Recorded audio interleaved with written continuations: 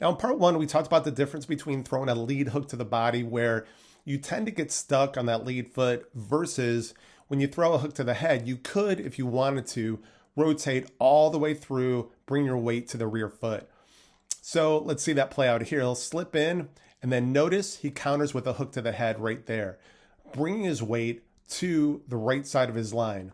Now we're going to go nerdy again. Now that we know that the lead hook to the head will bring your weight to the right side if you follow through, it places your weight more towards your rear foot, which just happened for Xander. Now he didn't follow all the way through, but enough, which means that weight is more towards his rear foot, and that allows him to lift up his lead foot and take a small step to the left as he brings his weight back towards his lead foot right here. And with his weight back on the lead foot, it allows him to pivot and swing that rear foot behind him. And then finally, just notice that lead hand control. So let's put some beats to it. He's going to go ahead and slip in for beat 1, hook to the head for beat 2, move back to the lead foot for beat 3, and then pivot for beat 4.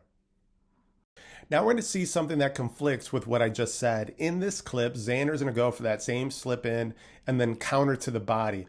But notice that he comes up empty right here.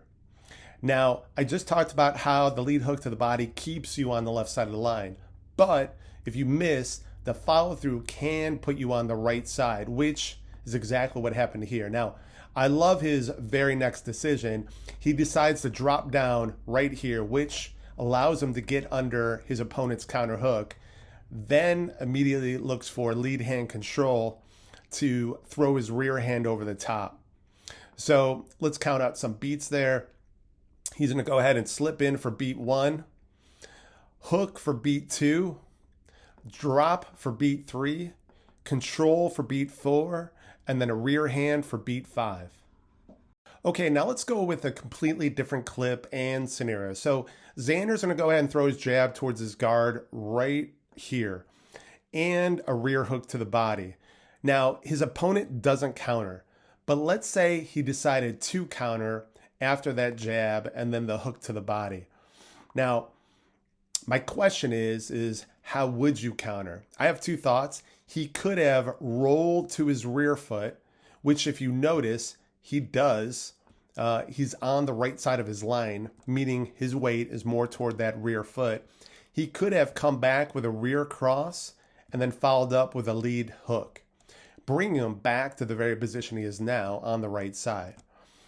Or let's run this back, and let's say he went ahead and threw that jab and then the hook to the body, and he could have instead caught the rear hook on that front foot right here, dipping into the hook. Then with his weight on that lead foot, and notice right now his lead foot is off the ground, which again tells me his weight is on his rear foot. He is rolling. But let's say he planted on that lead foot and dipped into that shot.